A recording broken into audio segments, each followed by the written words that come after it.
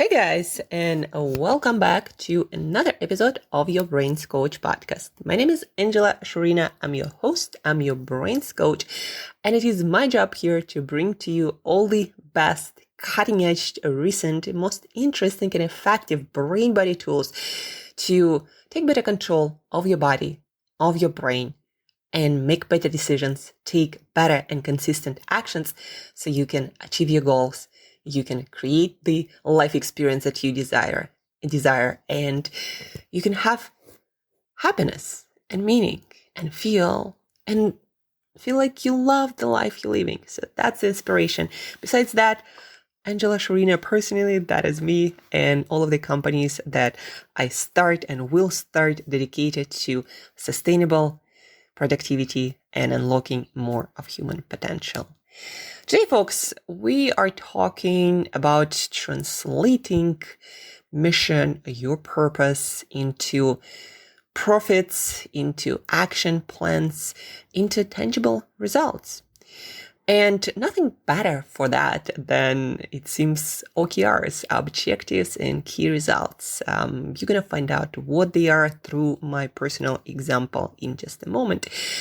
But before we do that, I'd like you to think about any of your visions for your life, aspirations, and think that you envision to become, your life to become. If you are one of those people who are driven by the vision for yourself, for the world, for your company, and you have this drive to make something happen, to mean, to produce change in yourself and other people, to serve the world, to create the change and change the world in your own way with as many people as you interact with, then this podcast is for you. And it is very important for us dreamers, achievers, strivers to understand that we need to kind of have our head in the clouds and dream and envision, but also we need to learn. Like for me, it's a learning experience personally. And I noticed that in a lot of visionaries, leaders to be driven people, founders, entrepreneurs, change agents. A lot of us, we struggle with putting tangible action plays in place. We struggle with making our dreams, our aspirations numeric. We struggle with keeping our feet solidly on the ground, taking steps, making moves in real life, not in just our heads. And those of us who learn how to do that effectively, how to translate vision, mission into companies and profits and products and all the tangible things we create in life, those of us really shape the world. And so as I'm learning to get better at that, not just being a dreamer and visionary, but also doer and builder, I'm sharing with you my journey and tools that I'm using, that I'm teaching, and tools that have been proven to be very effective, like the tool OKR, for example. That's how Google started. Since almost day one, their mentor or first investor, Jean Dore, introduced OKRs, objectives and key results, into their practice to translate again their grandeur of vision there to organize all the world's information and make it accessible, to translate that into then business goals and objectives and numbers and milestones that so they reach those and they get closer and closer and closer to their ultimate goal, to their ultimate mission. Here, I want to read to you something from whatmatters.com. That's the probably best website dedicated specifically to OKRs and the practice, and they have videos explaining what those are, short videos, really to the point, explaining what they are, how to create them, how to make them happen. And on their website, they have Google's playbook extract, something that Google uses and they have in their internal documents, shared here on their website. And I want to read to you from there so you have better understanding of why OKRs are important and why you almost need to introduce them into your practice, whether yourself, if you are a solo founder at the moment, or with your team or with your organization, with maybe a whole divisions and many teams. So let me read it to you. At Google, we like to think big. We use a process called objectives and key results, OKRs, to help us communicate, measure, and achieve those lofty goals. Our actions determine Google's future. As we've seen repeatedly in Search, in Chrome, in Android, a team composed of a few percent of the company's workforce acting in concert toward an ambitious common goal can change an entire mature industry in less than 2 years. Thus, it is crucial that as Google employees and managers, we make conscious, careful, and informed choices about how we allocate our time and energy, as individuals and as members of teams. OKRs are the manifestation of those careful choices and the means by which we coordinate the actions of individuals to achieve great collective goals. We use OKRs to plan what people are going to produce, track their progress versus plan, and coordinate priorities and milestones between people and teams. We also use OKRs to help people stay focused on the most important goals and help them avoid being distracted by urgent but less important goals. OKRs are big, non-incremental. We don't expect to hit all of them. If we do, we are not setting them aggressively enough. And so they start talking about the process a little bit, how they grade them, how they make different OKRs. But hopefully, as I was reading, you picked up one very important thing about OKRs. They help you to, number one, align people around the same goal, the same objective. And they help all the people on all levels to prioritize their own time, their own energy, other resources based on those collective goals, objectives, priorities. And when something seemingly urgent lands on their plate or on your plate every single day, you have a filter to make a better choice whether you should work on that seemingly urgent thing or you should actually keep working on what was planned, because that will move your objective forward, your priority forward. So good enough for Google, good enough for me, decided I. And by the way, the link to what I just read to you is going to be available in the show notes. So please check it out. You'll find a lot of information on whatmatters.com website. I also highly recommend you to pick up the book that I'm going to be reading this week. Long time needed to read it. I took only courses, videos, did the exercises, but haven't actually read the book, the whole book by Jean Dore with all the details. So, and another thing I realized based on my past experience, past year, where I put in place a lot of actions, but I have not made very directed and focused progress towards my mission, my purpose. I did not translate it into profits and companies and, at least one company, tangible results. And moving forward, actually today on Sunday, this podcast you're going to be listening to on Monday, but over the weekend, I'm sitting down and working on refining my own objectives and key results. So I get progressively closer in a much more focused manner towards my purpose, my vision, my mission. And you might ask at this point, Angela, so what's your mission? What's your vision? Give us an example. My mission, since I was a kid, I could tell you, I was interested and passionate about human potential. I wanted to know, I loved reading superhero books and watching Star Trek and superhero and Marvel and all kinds of movies about people reaching inside and unlocking their talents, their potential, and using it to advance other people or purpose to serve something bigger than themselves. I've been always interested in what is inside of us, the potential. And so my purpose, my mission as I was growing up, I felt it more and more that I'm deeply passionate about just one thing, unlock more of human potential. And that's as I'm learning now, and as I learned later in life, it's not just mine objective. Like there are quite a few people, leaders, coaches, organizations that have either the same or a very similar mission.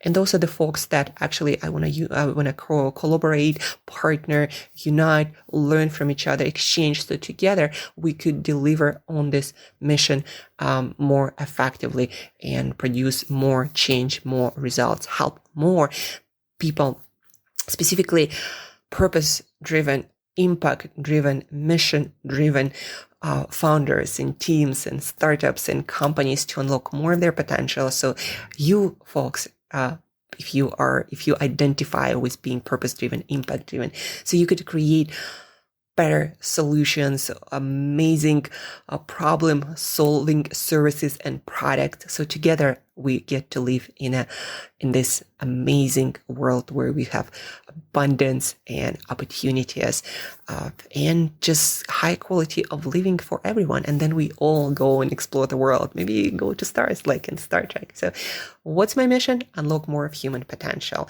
Now, that sounds great, but then there is a question, Angela. You don't live in a sky and there is no real playbook. How do you unlock more of human potential? Like, what do you do on Monday? How do you get to work? How do you create service that also helps you to sustain yourself and then also create more impact and help more people and create abundance for more people? So how do you translate that into actions and plans? And what do you do on Monday and every day? And that is what OKRs are. Just like Google have collectively their goal to organize all the world's information and make it accessible to everyone. Like, what do you do on Monday? How do you coordinate teams? Now millions and maybe billions of people on their teams and in their staff. Or in my case, like, how do you start? Where do you go with that? And so that's where objectives and key results are useful and come into play. So objectives, key results. Objective is a directional goal. This is my best understanding. When I finished the book this week, I might have better terminology, but going through the educational videos and exercises they give us, that is what I understood, because objectives, they don't necessarily have numbers. In most cases, they don't. They are more like decrease carbon emissions or make our, the production of specific product or material carbon emissions free. Like that might be an objective. And the whole mission might be create more sustainable future. Right. And again, creating more sustainable future, like what do you do on Monday on company? And then after that, this company, it's not me, but another example, they might say, well, we want to help make steel, for example, carbon emissions free. And that might be their objectives. For me, what does it translate into? At the moment, and objectives, by the way, you define them for the next 30 to 90 days. That's what's recommended for as a best practice. Because also remember, I haven't mentioned that, but as Google said in their document, in their playbook, the OKRs objectives, we don't necessarily expect to reach them. We expect to get better, to make progress on them. If we reach them, we might not be setting big enough goals. And objectives, they're meant to be meaningful because they produce change towards something that you care about, something that you want to improve in the world. But they also have to be inspirational.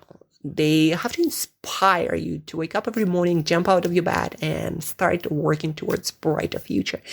Objectives themselves, they're not meant to be, again, something that you reach by the end of those 90 days. Not usually.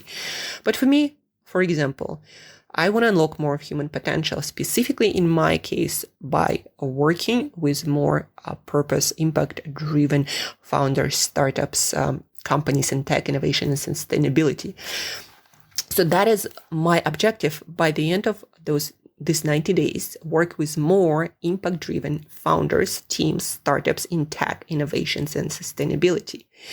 Another one of my objectives, by the way, it is recommended to get 2 to 3 objectives per quarter or per 30 days, depending on how fast you iterate and you need to make changes. And also just analyzing what you're working on right now. Are you gonna make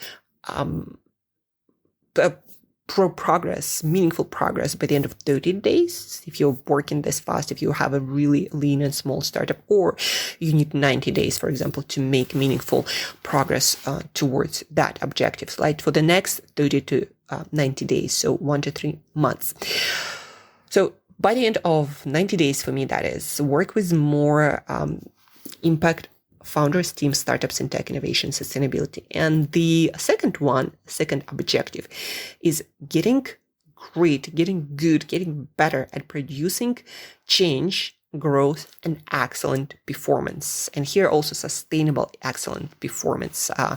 Part of my culture personally, and as I'm going to be growing my company, is sustainability of effort. Just like we need sustainability on this planet of resources, we also need sustainability of using our human resources, not stressing ourselves out, not burning ourselves out, but how can we organize ourselves, manage and lead ourselves so we can last long enough to succeed, last long enough as long as needed. Life is a marathon and the end is when we die. So how can we go and on and on and on and on for the entirety of our life towards our goals? So sustainability is very important value of my whole culture. And that's how I connect also with companies, with founders, with entrepreneurs. Sustainability. How can you not just reach your goals, but make them sustainable, make them contextual and fitting into the world we live in,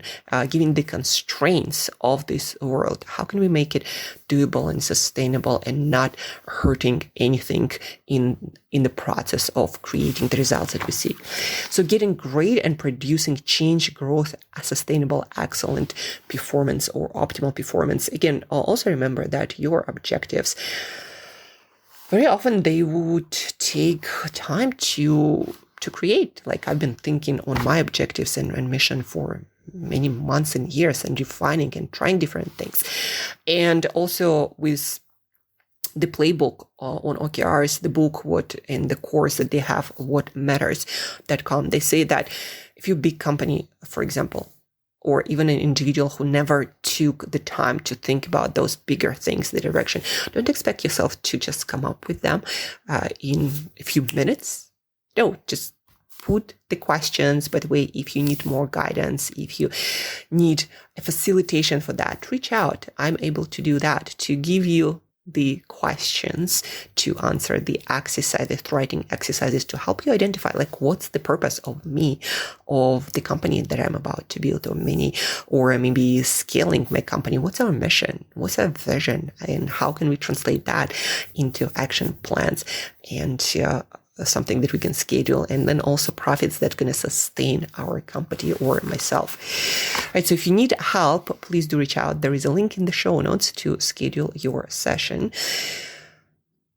So 2 objectives that I have: work with more impact-driven founders, teams, startups in tech, innovation, sustainability, and getting great at producing change, growth, and sustainable, excellent, or optimal performance. But then now I have these objectives that don't really have any numbers on them. How will I know if I'm actually succeeding or not succeeding? Or some of it seems to be like obvious. If I want to work with more impact-driven founders and companies, then probably I need to work with more people. But in order to track the progress, in order to create plan of action that I'm going to be doing daily, weekly.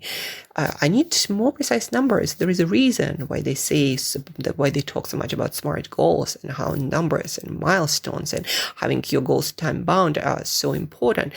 Because otherwise, if your goal is up in the air and has no numbers, no date, no, for example, number of people that you're going to work with, how are you going to strategize, prioritize resources, make any planning if everything is up in the air? It's like, I like weight loss example because it helps us to understand things better. So for example, if you want to lose 10 kilos, how long do you want it to take? Do you want it to take a year? That means a kilo a month, about like 250 grams per week. Or do you need it in 3 months? And based on that, you're going to have completely different strategies.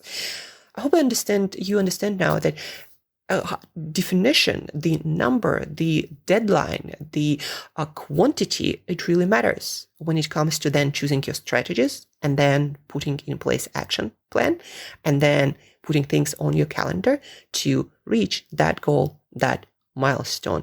Otherwise, any strategy or any action is good. And then you can say, oh, I feel like it, or I don't feel like it. What also having numbers on every one of your objectives or those key results that every objective has to have help you to do is have discipline around when you do things and when you work harder and when you can have more rest. We're going to chat a little bit about discipline later, but please do understand that if you have a weekly goal and you look at it and you see that, I need to dedicate more time to that. And then I need to perhaps prioritize work this week instead of going out for, fun or for whatever. Maybe I even need to shorten my workouts or my learning time if the priority is different at this moment. So having deadlines, having numbers weekly and monthly and quarterly and even daily helps you to prioritize and make choices faster instead of thinking, should I do this or should I do that? Well, if you have a plan, if you have a priority, if you have a number, that will help you tremendously to answer this question. So now let's get back to my example. Okay, for this quarter, my objective is work with more impact-driven founders, teams, startups in tech, innovation, sustainability. How am I going to do that? So my key results, every objective like that should have based on what's best practice, what's advised, 3 to 5 key results, basically those numbers or those milestones. Then when you reach them, all of them attached to this objective, your objective is going to have meaningful progress. So I'll give you again an example. For this quarter, for me, one of the key results is work with either 10 teams or 150 people in total or ongoing. Here, there is flexibility in that one, but I want to impact 150 people at least. Now, this is an outcome key result. And what it means is I have a number, a result, and it's not an action. It's not how many things I need to do.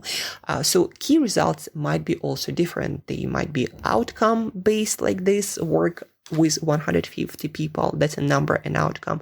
They can be leading key results indicators, leading measures, and those are actually steps that you're going to take to, for example, achieve that 150 mark. So what do I mean by that? Okay, one key result is work with 150 people.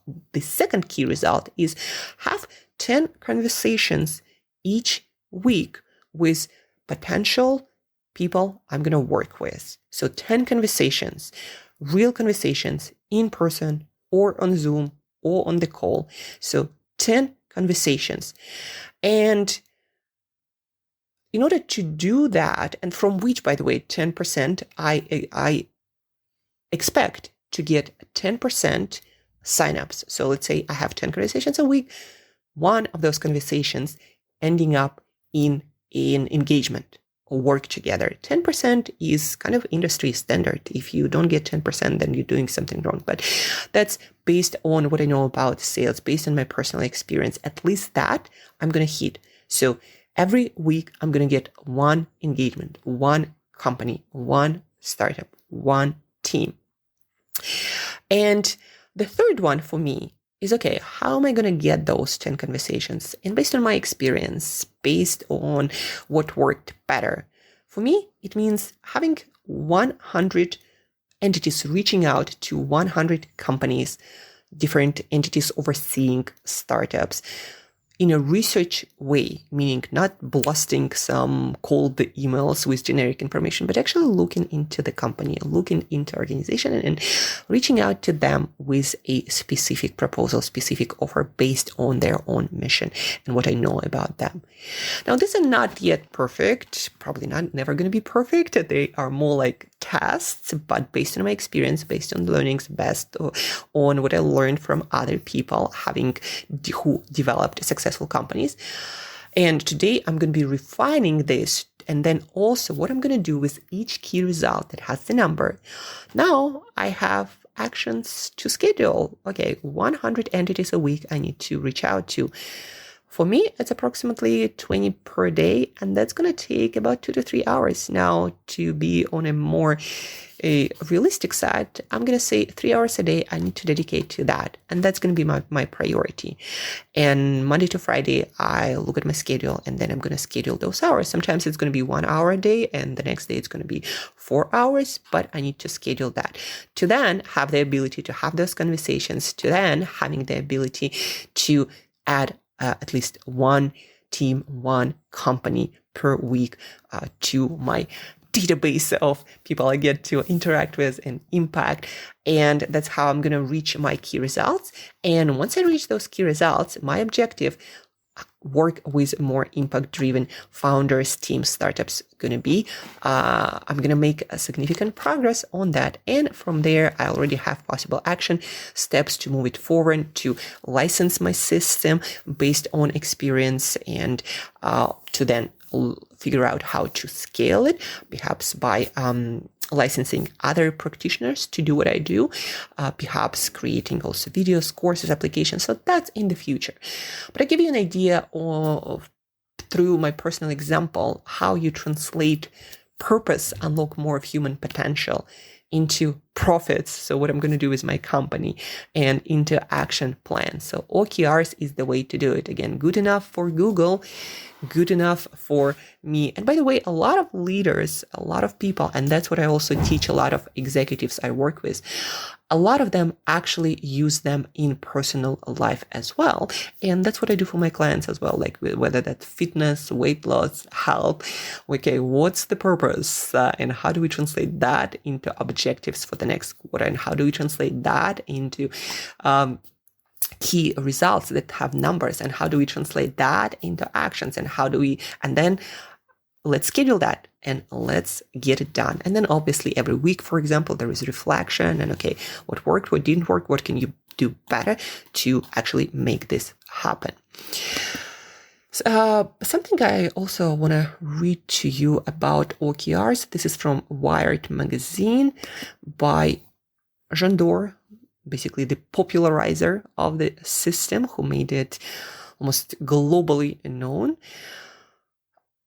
Here's what he writes for Google. I'm long on OKRs. As Google and Intel alumni continue to migrate and spread the good word, hundreds of companies of all types and sizes are committing to structured goal setting. OKRs are Swiss Army knives suited to any environment. We've seen their broadest adoption in tech, where agility and teamwork are absolute imperatives. OKRs adherents include AOL, Dropbox, LinkedIn, Oracle, Slack, Spotify, and Twitter. But the system has also been adopted by household names far beyond Silicon Valley. BMW, Disney, Exxon, Samsung. In today's economy, change is a fact of life. We cannot cling to what's worked and hope for the best. We need a trusty psyche to carve a path ahead of the curve. At smaller startups, where people absolutely need to be pulling in the same direction, OKRs are a survival tool. In the tech sector, in particular, young companies must grow quickly to get funding before their capital runs dry. Structured goals give backers a yardstick for success. In OKRs are shared language for execution. They clarify expectations. What do we need to get done and fast, and who's working on it? They keep employees aligned vertically and horizontally. In larger enterprises, OKRs are neon-lit road signs. They demolish silos and cultivate connections among far-flung contributors. By enabling frontline autonomy, they give rise to fresh solutions. And they keep even the most successful organizations stretching for more. This is on Wired website. Ajahn Dor talks about OKRs, also linked in the show notes.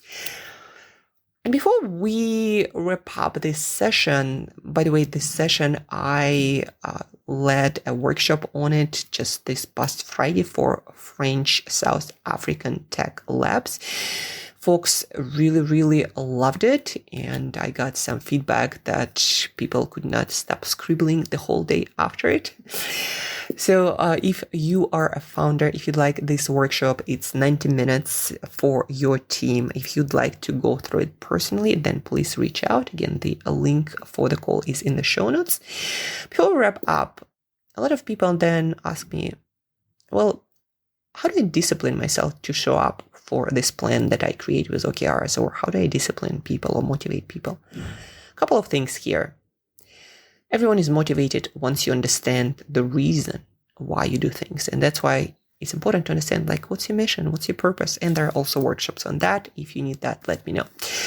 But realize, folks, motivation is not a pump-up song. It's the reason to act. Google it. That's the definition of motivation. The most motivated people, from Elon Musk to, Warren Buffett to Richard Branson, to Sarah Blakely, to whoever you admire, the most motivated people, the most disciplined people, they know one thing really, really, really well. Alex Hormozy, whoever you take, they have a mission. They understand their reason to act. It's deeply ingrained in them. They're connected to that viscerally. They feel it, they live it, they breathe it every single day. And it's the only difference. The rest, discipline and consistency, it will come if you know exactly what you're working with. And like this saying, when it gets hard, remember why you started. Just like that, you can get motivated on any day, no matter what's the weather like, economy, or the track of failures behind you. Once you learn how to stay connected to your mission, to your why, to your vision, to the meaning of your life almost, there's nothing stopping you. And you're not gonna go while you're alive until you succeed, and you'll always actually keep going because your mission is never accomplished. It's like this guiding light, this North Star that you never actually reach, but it keeps you going, moving, driving towards the right direction. That's it for today, folks. Again, you have an opportunity to schedule your OKRs or even why discovery session. If you have a team, if you know a company or a team founder, their team, however big, however small, let me know. We can organize a workshop for you. That means me at the moment, but my team is going to be growing, or I'm going to be licensing more people starting this year. Anyhow, so the workshop is available. Please re-listen to this episode. Check out the links in the show notes on what matters, OKRs, Google Playbook, and also an article from Ajahn Dor, again, Google's mentor and first investor, also linked in the show notes. And folks, don't forget, please, to share this podcast with at least one person, one impact, purpose, mission-driven person who's having a hard time translating their mission, their vision, their purpose into tangible results and profits to sustain themselves. Share this with them, and till next time, live with purpose, figure it out, and you're going to be motivated and fulfilled for life. Talk to you very soon. Until then, work on your OKRs. Let's work together.